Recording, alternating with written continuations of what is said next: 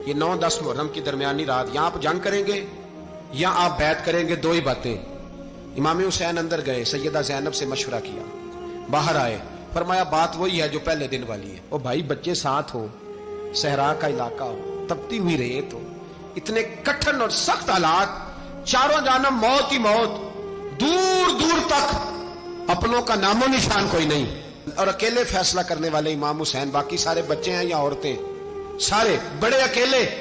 इमाम हुसैन रज़ी अल्लाह ताला अन्हु ने फरमाया, भाई बैत तो मैं नहीं करता, बाकी जो तुम्हारा प्रोग्राम है। शिमर और इब्ने साद कहने लगे फिर जंग के लिए तैयार हो जाएं। क्या अंदाज है इमाम हुसैन का। फरमाने लगे कल जंग करूंगा, मुझे पता तो है जंग का नतीजा क्या निकलना है, एक रात मुझे दे दो ताकि मैं खुल के अपने रब की इबादत तो कर लूं।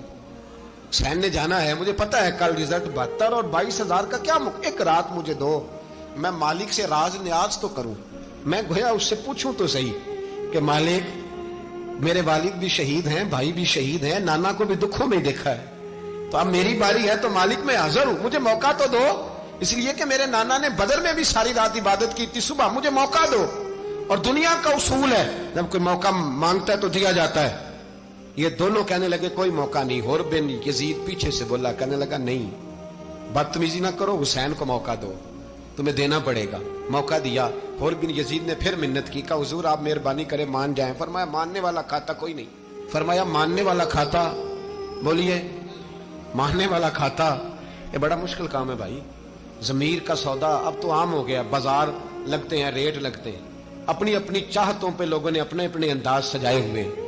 कोई आदमी बस अच्छे तरीके से नाम ले ले तो बस हम उसके पीछे चल जाते। अब तो आम हो गया ये मामला। इमाम हुसैन ने फरमाया हो ही नहीं सकता, मुमकिन ही नहीं है। सारी रात इबादत में गुजरी, रियाजत में गुजरी। तहज्जुद का वक्त हुआ तो घर वालों को बुलाया, फरमाया देखना तुम्हारी सी की आवाज ना बाहर आए, खबरदार सी की आवाज ना आए। और इमाम ज़ैनुल आबिदीन से फरमाया तू बीमार है, तू जिहाद नहीं करेगा, लेकिन ख्याल रखना पीछे। और बड़ी कीमती बात बता रहा हूं, हमारी बीवियां किसी के घर मैयत हो जाए तो 4 दिन बुखार नहीं उतरता। इमाम अली मकाम ने सैयदा ज़ैनब से फरमाया तू बड़ी है, मेरी बहन है, पीछे सारे बच्चे हैं, जवान हैं, इनके हौसले तेरी जिम्मेदारी हैं। सुबह जंग का तबल बजने लगा, फजर की नमाज पढ़ी, सूरज चढ़ा, 10 मुहर्रम का दिन, जुमे का वक्त। जनाब सैयदना इमाम हुसैन रज़ी अल्लाह ताला अन्हु ने रेत पर सजदे किए, लंबे सजदे, लंबी नमाज। सूरत शम्स की आयात दूसरी रकत में पढ़ी तो सारा करबला गूंजने लगा। क्या अंदाज़े तकल्लुम था इमाम अली मकाम का।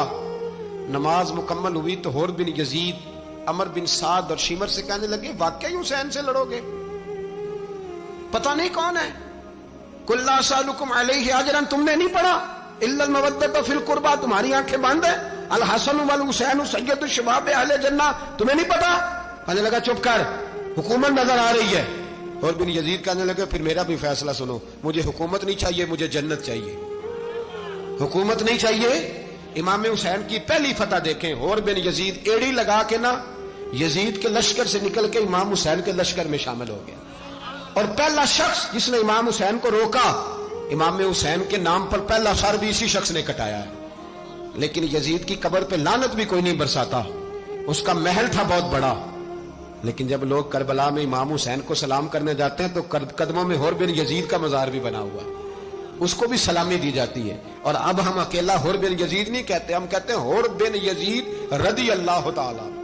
अब हम इतनी ताजीम करते हैं उस हुर की। जनाबे इमाम हुसैन को मैदान में खड़ा किया गया, जिहाद का तबल बजा, पहले खुद्दाम आए। और सुन लो, आज वो पता नहीं बाजारी से लोग चढ़ गए स्टेजों पे, बाजारी से, ना चेहरे पे दाढ़ी है, ना सर पे कोई कपड़ा है, बाजारी लोग हैं, भाग रहे हैं, बाजू चढ़ाए हुए हैं, बटन खोले हुए हैं, तमाशा बना दिया। सुनने वालों का भी अल्लाह ही हाफिज है, वो स्टेज पे ये अहले बैत की शान बयान करता है, भाग के उधर जाता है, ये कोई तरीका है।